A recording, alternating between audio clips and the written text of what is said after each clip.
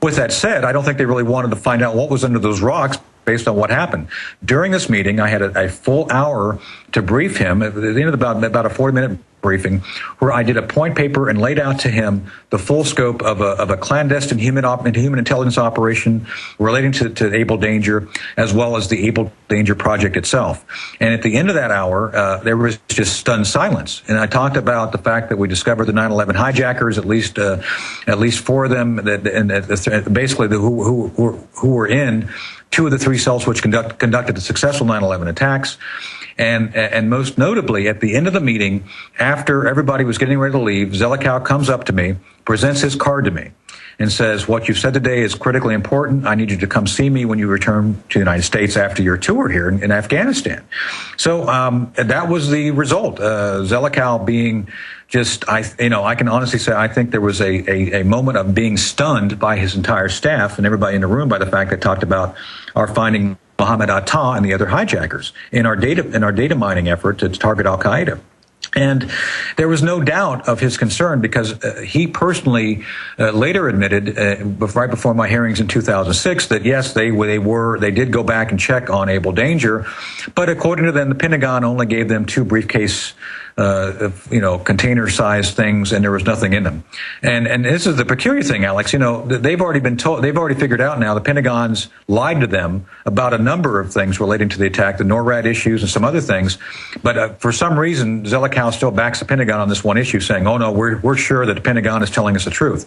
So anyone who's been around Washington any length of time understands the moment someone does something like that, where they've been lied to multiple times, but this one thing they're telling the truth on, they feel they're telling the truth on, that means there's something there.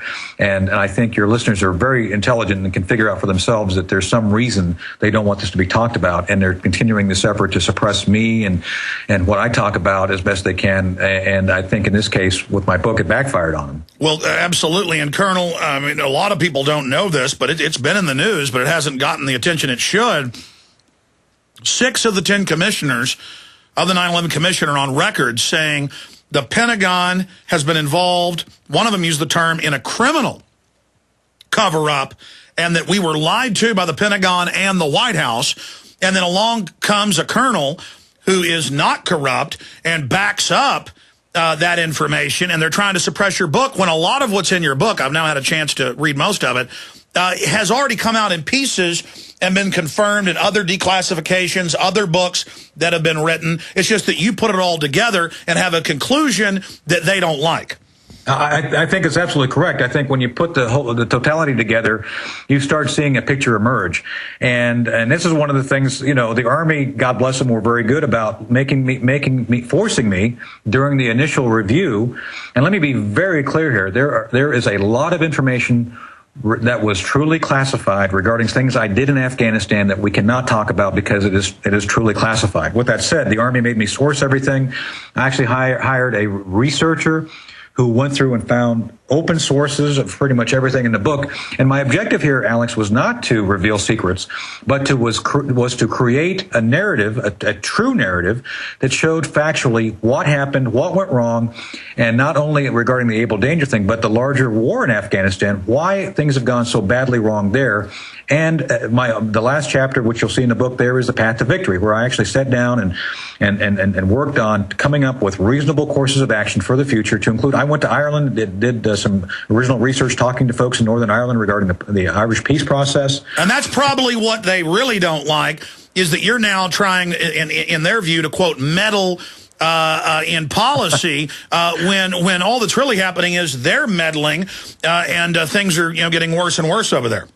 Well, and I think that's the problem. When you, and there's been some huge mistakes here, Alex. Let me just say a couple of things for your listeners, which are obvious, but I think the press in particular has not done a good job in picking up on. We announced the surge, and then we announced the 5 provinces we were putting people into. And I've always talked about, this is akin to, would you have told the British to tell the Germans, hey, by the way, we're only going to hit 4 beaches on D-Day, and these are the beaches, so just be prepared for us to hit on June 6th. We didn't do that. And then the other thing, when you start looking at the actual effects of what we're doing, this New York Times article from 2 days ago talked about us being able, basically just slicing up the Taliban, doing a great job of taking Kandahar back. Of course, it took us 6 months to do that. And Hamid Wali Karzai, the current governor of Kandahar in the Kandahar province, talks about. By the way, the brother of President Karzai, president of Afghanistan, comments that, well, yeah, the Taliban have left, but we don't know where they went. Well, of course not. It's like trying to nail, Jello to the wall. Well, by the way, his brother is the biggest opium dealer. And that's, I think, been very well reported on by a number of credible sources about the fact that, the reason that the drug problem is as prominent as it is not only because of the Taliban, but because of elements other than the Taliban, possibly, official elements being engaged in that very issue. And that's why that's one of the reasons you see the slippage at Marja. Marja was supposed to be the textbook example of how we're going to secure the rest of the country. And you and I both know, Alex, that's essentially slipped back into chaos now. So when you look at the actions of how we've done things, why we're doing them, you've really got to ask yourself, and this is why it was one of the reasons I wrote the book, is for the American people to ask some really hard questions. What do we hope to accomplish when everybody, and to include President Obama, has talked about the fact that the real issues are not in Afghanistan, they are in Pakistan. And until we take those issues seriously, we will continue to essentially make no progress. Let's talk about your plan. You've been there, you've been through it, you've tried to study the region. Your idea for ending this war on good terms versus where you see things going. And I want to get more into the book, Dark Heart, and some of the things you can now talk about. Lieutenant Colonel Anthony Shaffer is our guest. I'm Alex Jones, Infowars.com. We're on the march. The Empire's on the run. Alex Jones and the GCN Radio Network.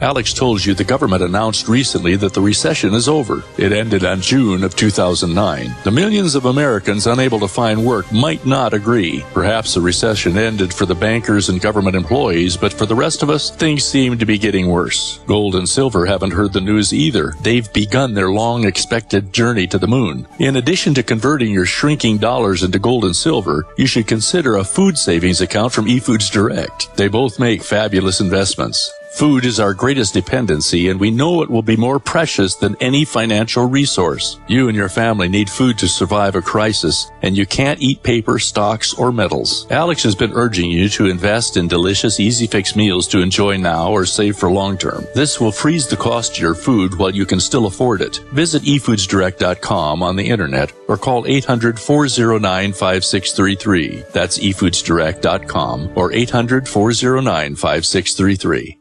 You may be arrested and/or subject to other police action. Tyranny is here. The grim future foretold in 1984 has become reality. It really says that the state is God. The United States is now recognized globally as one of the most oppressive police states on earth. This film conclusively proves the existence of a secret network of FEMA camps, now being expanded nationwide. This documentary exposes how the continuity of government program has established an all-powerful shadow state. Police State 4 chronicles the sickening depths to which our republic has fallen.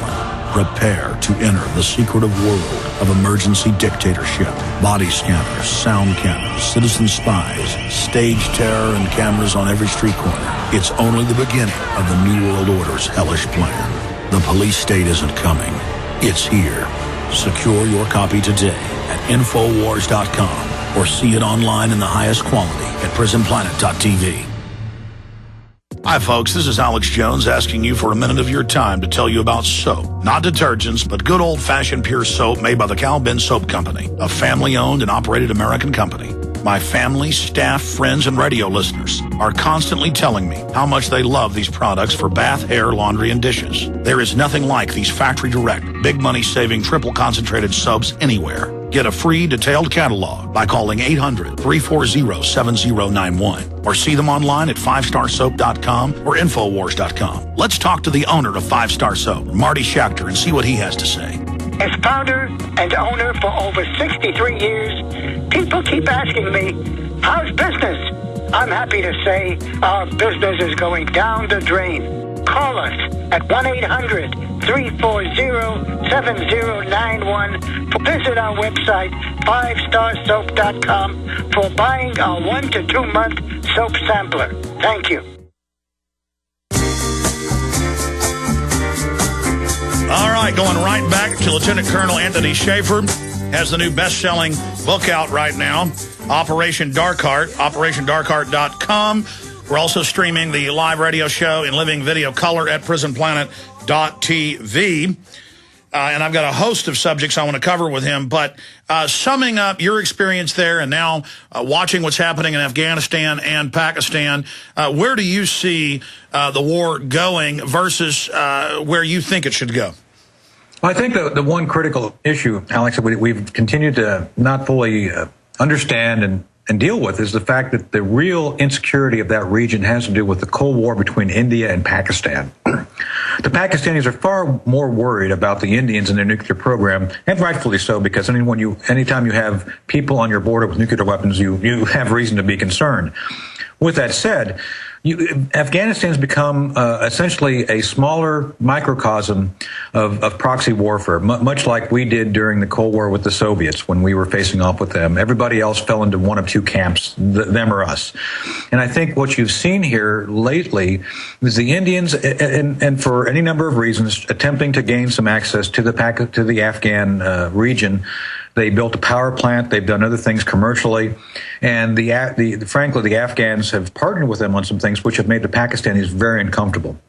And so you've got things like the Haqqani network, one of the prime elements of the Taliban. And for your listeners to understand, the Taliban is not a monolithic managed organization. It is a tapestry of sub-organizations, often of which have their own objectives relating to their own area of the country. We're talking about tribes which have been there for thousands of years, who will probably always be there in some form. So this is not a cohesive state. So the Taliban have been successfully, in some cases, co-opted by the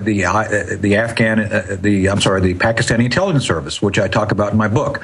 The Haqqani network, in particular, has become a proxy for the Pakistanis to go after the Indian interest in Afghanistan, to include launching attacks. So the reason I bring this up as a specific is to illustrate the larger issue, the fact that we've got to focus not only on the Afghan government, because frankly, I don't see why we are focused on the Afghan government.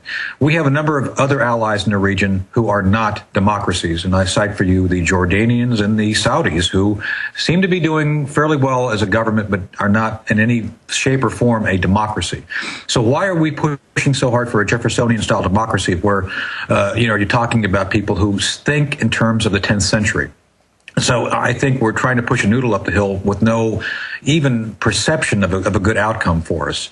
I think we need to be focused on Pakistan and Pakistan's nuclear weapons. And in addition to the Cold War, Alex, what we need to be worried about is the fact that both the Taliban elements in Pakistan and Al-Qaeda have stated clearly, without any sort of clarification other than that they're intended to obtain and use nuclear weapons from the Pakistani arsenal against us. And if you look back on the 9/11 attacks, there were actually warnings available to us saying that they intended to do attacks on us, which have been widely talked about. So there's no reason to say that they won't do that now. Well, Colonel, I mean, here's my issue. Clearly, Pakistani intelligence has ran, the major elements are organized, the different tribes, right, with the U.S. In that 9-year war or 10-year war with the Soviets. And then General Hamid Gul, our media says, is this great hero back then. Now our media implies, that he's somehow this big leader, but he's come